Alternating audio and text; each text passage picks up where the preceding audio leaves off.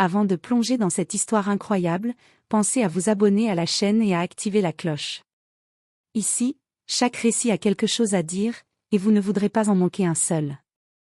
J'étais seule dans la grande maison silencieuse lorsque le téléphone a sonné. La voix au bout du fil, tremblante et froide, m'a annoncé ce que je redoutais depuis des années, ma belle-mère était morte. Les mots ont flotté dans l'air, lourds, insoutenables. Pourtant, ce n'était pas seulement la mort qui me paralysait, c'était ce qu'elle laissait derrière elle. Quelques heures plus tard, alors que je fouillais dans son bureau désert, je suis tombée sur une enveloppe cachetée de son écriture, adressée uniquement à moi. Mon cœur s'est serré. Jamais elle n'avait été tendre avec moi, jamais elle n'avait montré le moindre signe d'affection. Pourquoi maintenant? Pourquoi après sa mort? Avec des mains tremblantes, j'ai ouvert la lettre. Chaque mot que je lisais était un coup de tonnerre dans ma vie tranquille, révélation sur des secrets de famille que je n'aurais jamais imaginés, confession sur des actes qu'elle avait cachés, et surtout, un héritage qui allait bouleverser tout ce que je croyais connaître. Cette lettre n'était pas seulement des mots sur du papier. C'était une clé. Une clé qui pouvait ouvrir des portes que personne n'aurait osé franchir, et peut-être, changer mon destin pour toujours. Je me suis assise sur le vieux fauteuil en cuir, le cœur battant à tout rompre, la lettre tremblante entre mes mains. Chaque phrase que je lisais me laissait plus perplexe que la précédente. Ma belle-mère, celle qui m'avait toujours regardée avec mépris, avait caché des secrets que je n'aurais jamais imaginés. Elle commençait par expliquer des décisions de sa vie que personne n'avait comprises. Puis, plus surprenant encore, elle mentionnait un compte bancaire oublié, un testament secret, et un bien immobilier que je n'avais jamais soupçonné. Mon nom y figurait. Moi. Comme héritière unique.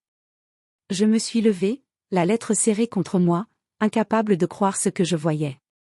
Tout ce qu'elle avait détesté chez moi semblait soudain avoir pris un sens mystérieux. Avait-elle changé d'avis sur moi avant de mourir? Ou était-ce une manipulation posthume? Alors que je pensais avoir compris, une phrase a fait frissonner tout mon corps. Mais il y a quelque chose que tu dois savoir, quelque chose que personne d'autre ne doit découvrir. Je savais que je devais découvrir ce secret, quoi qu'il en coûte. La lettre contenait une adresse et un rendez-vous, discrètement écrit au bas du papier. Mon esprit était en ébullition, que trouverais-je là-bas? Et surtout, pouvais-je vraiment faire confiance à ce qu'elle avait laissé derrière elle? Je pris une profonde inspiration et décidai que je n'avais pas le choix. Le mystère de ma belle-mère devait être résolu. Et c'est ainsi que je partis, seule, dans l'inconnu, avec pour seule arme une lettre qui pouvait bien changer ma vie à jamais. Le jour était gris, presque oppressant, quand je suis arrivée devant l'adresse indiquée dans la lettre. C'était une vieille villa à l'extérieur de la ville, cachée derrière des grilles de fer rouillées et un jardin envahi par les mauvaises herbes. L'endroit semblait abandonné depuis des années, et pourtant, chaque détail de la lettre me poussait à entrer. Le portail grinça sinistrement lorsque je le poussai. Mon cœur battait si fort que j'avais l'impression qu'il allait exploser. La porte d'entrée était entr'ouverte, comme si elle m'attendait. Une odeur de poussière et de cire m'a accueilli, mêlée à quelque chose de plus subtil, presque familier. Sur une table, au centre du salon, reposait un coffret ancien. Il était fermé par un petit cadenas que je réussis à ouvrir avec une clé attachée à la lettre. À l'intérieur, je trouvai un journal intime, le sien. Les pages étaient jaunies, mais l'écriture était claire, nette, presque urgente. En lisant les premières lignes, je compris que ma belle-mère avait vécu une double vie.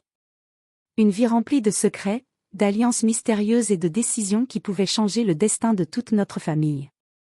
Et plus je lisais, plus un nom revenait, le mien. Elle m'avait protégée, guidée, même dans l'ombre. Et pourtant, elle me mettait en garde contre quelque chose, une menace que je devais découvrir avant qu'il ne soit trop tard. Le journal se terminait par une enveloppe scellée, avec seulement mon nom dessus. Tremblante, je l'ouvris, et à l'intérieur, je découvris un message qui me glaça le sang. Tout ce que tu crois savoir sur cette famille est faux. Si tu veux survivre à la vérité, tu dois suivre les instructions jusqu'au bout. Ne fais confiance à personne. Je levai les yeux autour de moi. La villa était silencieuse, trop silencieuse.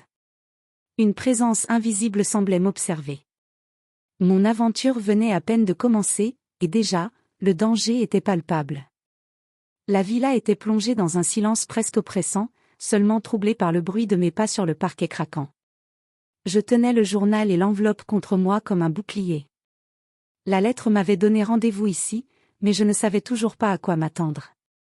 À l'intérieur de l'enveloppe, j'ai trouvé un petit morceau de papier avec une série de chiffres et de lettres, incompréhensibles à première vue. Mais il y avait aussi un message griffonné à la hâte.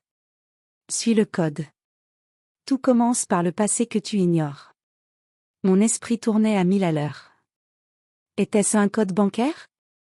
Une adresse secrète? Ou quelque chose de plus dangereux? Je me souvenais des histoires étranges que ma belle-mère racontait autrefois, toujours sur un ton mystérieux. Peut-être que c'était enfin le moment de comprendre. Alors que je cherchais des indices dans la pièce, j'entendis un léger grincement derrière moi. Je me retournai brusquement, mais il n'y avait personne. Seulement les ombres des vieux rideaux flottant sous le vent. Mon cœur s'accéléra. Cette maison ne semblait pas abandonnée après tout. Je décidai de suivre le journal et ses instructions cryptiques. Chaque page me dirigeait vers un meuble, un tiroir, une cachette secrète. Finalement, derrière un tableau poussiéreux, je trouvai un coffre plus petit, verrouillé par un cadenas sophistiqué. Les chiffres inscrits sur le papier de l'enveloppe semblaient être la combinaison. Tremblante, je tournai le dernier chiffre. Le cadenas céda avec un clic sec. À l'intérieur, un objet attira immédiatement mon attention, une clé ancienne, accompagnée d'un mot simple mais terrifiant. Celui qui détient cette clé contrôle la vérité sur notre famille, et tu n'es pas seul dans cette quête. Je compris alors que ce que ma belle-mère m'avait laissé ne se limitait pas à un héritage matériel. C'était une véritable chasse au secret, et quelqu'un, quelque part, m'observait déjà. La partie venait de commencer, et je n'avais aucune idée de ce qui m'attendait dehors. Je serrai la clé dans ma main, le cœur battant à tout rompre. Chaque pas que je faisais dans la villa me semblait lourd, comme si les murs eux-mêmes retenaient leur souffle. Le journal m'indiquait un dernier indice, un endroit à quelques kilomètres de là, un ancien entrepôt oublié, où la vérité commencerait enfin à se révéler. Je quittai la villa, le vent glacial fouettant mon visage, et montai dans ma voiture. Mais alors que je démarrais, un frisson parcourut mon échine.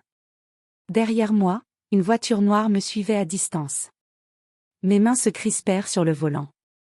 Était-ce quelqu'un qui savait que j'avais trouvé le coffre? Ou un simple hasard? Je pris des détours, mais la voiture restait là, silencieuse, toujours à une distance parfaite pour ne pas être repérée, mais assez proche pour que je sente la menace.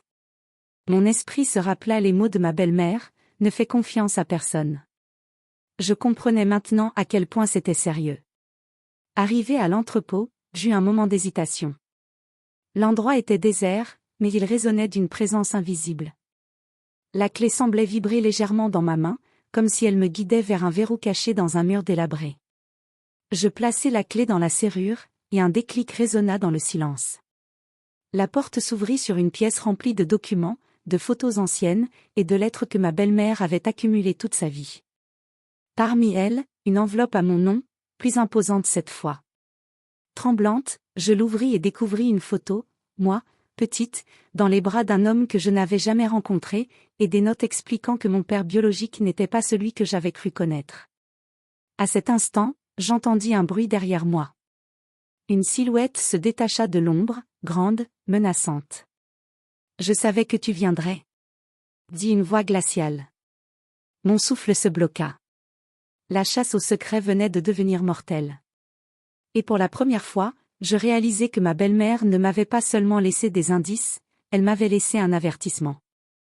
La silhouette avançait lentement vers moi, les traits dissimulés dans l'ombre. Mon cœur battait à tout rompre, mais je savais que je ne pouvais reculer.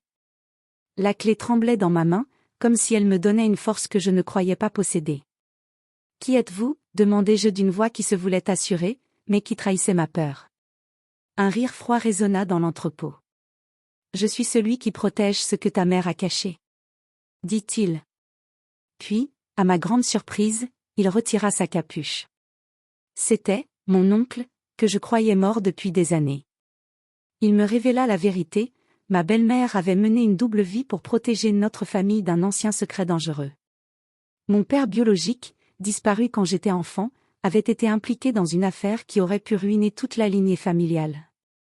Ma belle-mère, sachant que je serais la prochaine à découvrir la vérité, avait préparé un plan, la clé, le coffre, les indices, tout avait été orchestré pour me guider vers cette découverte tout en me protégeant. Tout ce que tu as trouvé, continua mon oncle, n'était pas seulement pour toi, mais pour que tu comprennes ce que cela signifie de garder notre famille unie malgré les mensonges et les trahisons.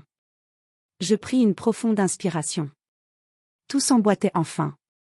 Les lettres, le journal, la villa abandonnée, ce n'était pas simplement un héritage matériel, mais un test, une leçon sur le courage, la confiance et la résilience. Alors que l'oncle me remettait une enveloppe contenant le testament officiel et les documents légaux, je compris que ma vie venait de changer à jamais. Je n'étais plus la belle-fille ignorée et méprisée. J'étais devenue la gardienne d'un secret familial immense et d'un héritage que personne n'aurait pu imaginer. En sortant de l'entrepôt, le soleil perça enfin les nuages gris. La peur et le doute laissèrent place à une détermination nouvelle. Ma belle-mère m'avait laissée seule dans la douleur, mais jamais sans espoir. Sa dernière lettre avait tout changé, et grâce à elle, je pouvais enfin prendre mon destin en main.